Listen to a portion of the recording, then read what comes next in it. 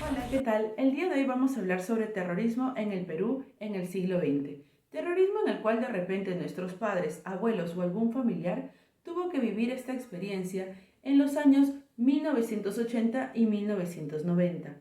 Nuestro grupo está formado por Martín Álvarez, Cristian Elías, Andrea Pareja y la que les habla, Andrea Arias. Según Cueto y Contreras 2007, el terrorismo en nuestro país en el siglo XX se dio entre los años 1980 y los años 2000. En estos años se experimentó este suceso con dos grupos, que era el Partido Comunista del Perú, Sendero Luminoso, y el Movimiento Revolucionario Tupac Amaru, más conocido como MRTA, lo que trajo consigo numerosos conflictos y uno de los principales fue el enfrentamiento del Estado peruano, que era representado por las Fuerzas Armadas, contra estos dos grupos terroristas mencionados anteriormente. Recordemos también que Sendero Luminoso surgió en Ayacucho al menos una década antes de 1980. Contaba con una ideología maoísta, marxista y leninista y en el año 1980 comienza a actuar con atentados como los cochebombas y su principal objetivo era instaurar un Estado comunista. Debido a esto se realiza la lucha armada. Por otro lado, el MRTA surgió en Lima en 1982 y su ideología era marxista-leninista. Su objetivo principal era la destitución del gobierno peruano. Los ataques por ambos bandos terroristas generaron muertes y el miedo constante de los ciudadanos.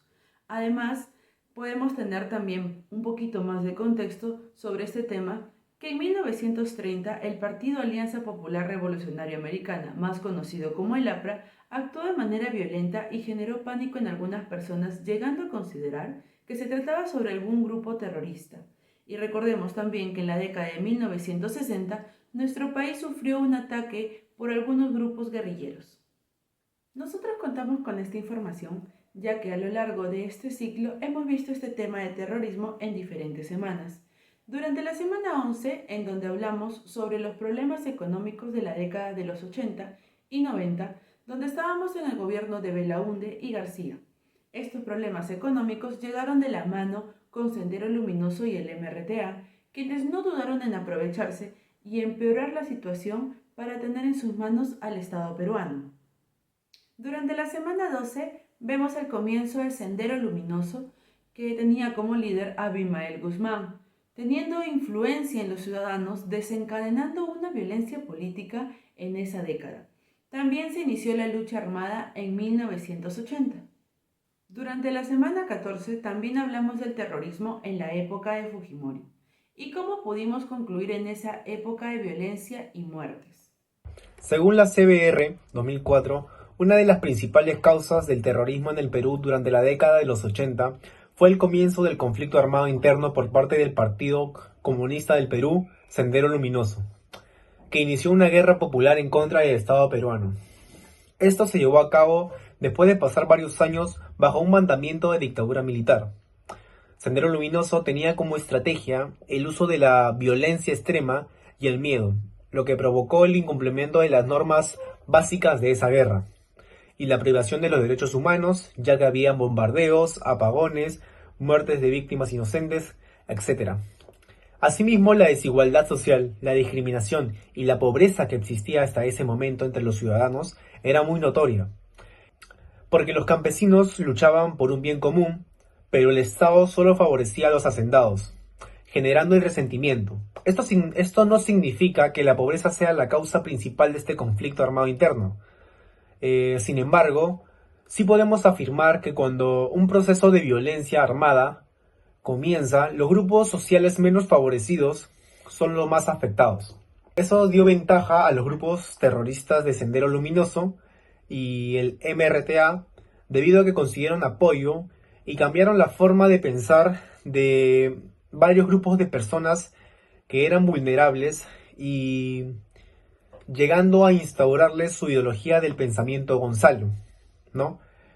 Basada en las ideas de su fundador, Abimael Guzmán.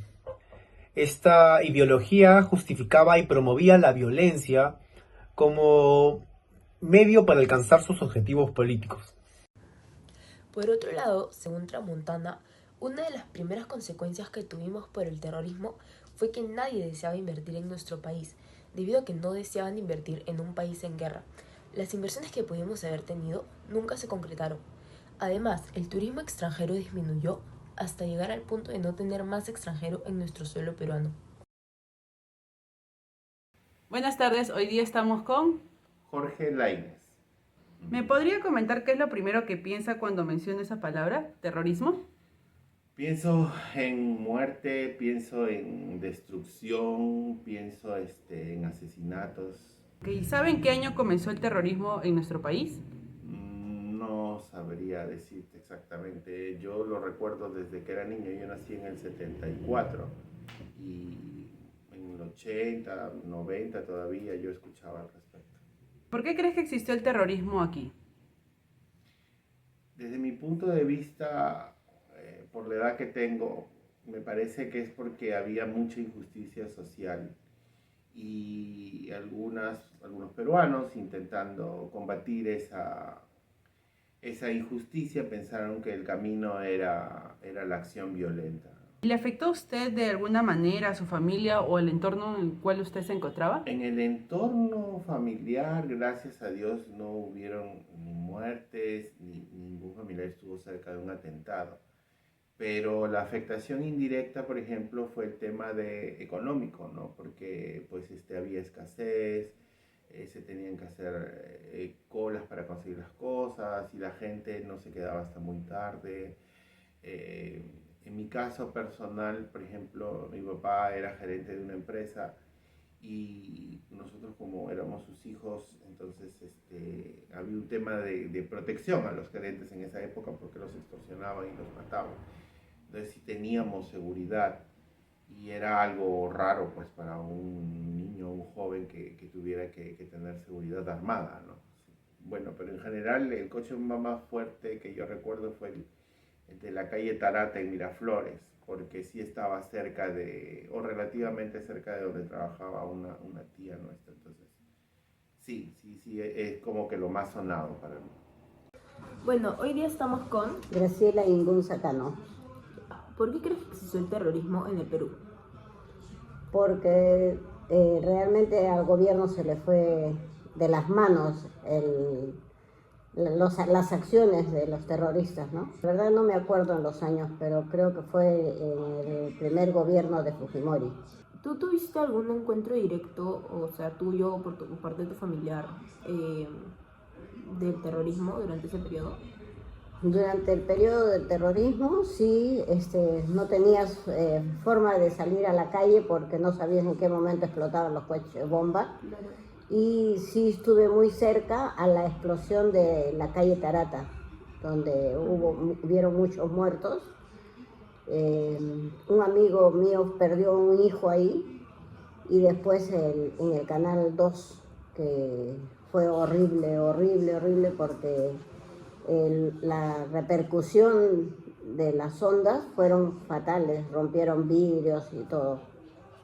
Recopilando la información obtenida en clase de nuestras fuentes académicas y nuestras entrevistas, llegamos a la conclusión de que el Estado peruano no actuó de la mejor manera, ya que generó más violencia que muchas veces fueron excesivas, y no respetaban los derechos humanos, al igual que los grupos terroristas como Sendero Luminoso y el MRTA. Asimismo, nuestros entrevistados no recuerdan muy bien el año que comenzó el terrorismo, pero sí recuerdan con mucho dolor y tristeza todo el sufrimiento, los coches bombas, los ataques tanto del terrorismo como del gobierno peruano, el ataque que tuvieron en contra de los medios de comunicación, como por ejemplo el canal número 2. Además, los ataques a los estudiantes de universidades. Además, estuvieron muy cerca la explosión que hubo en la calle Tarata, en el distrito de Miraflores. Una alternativa de solución sería implementar las políticas de inclusión social y desarrollo económico que aborden las disparidades que alimentaron el apoyo a los grupos terroristas. Además, fortalecer el Estado de Derecho y garantizar la protección de los derechos humanos, que son esenciales para evitar futuros conflictos. La educación y la memoria histórica también juegan un papel crucial, ya que enseñan a las generaciones jóvenes sobre las lecciones aprendidas de este periodo. Y por último, promover una cultura de paz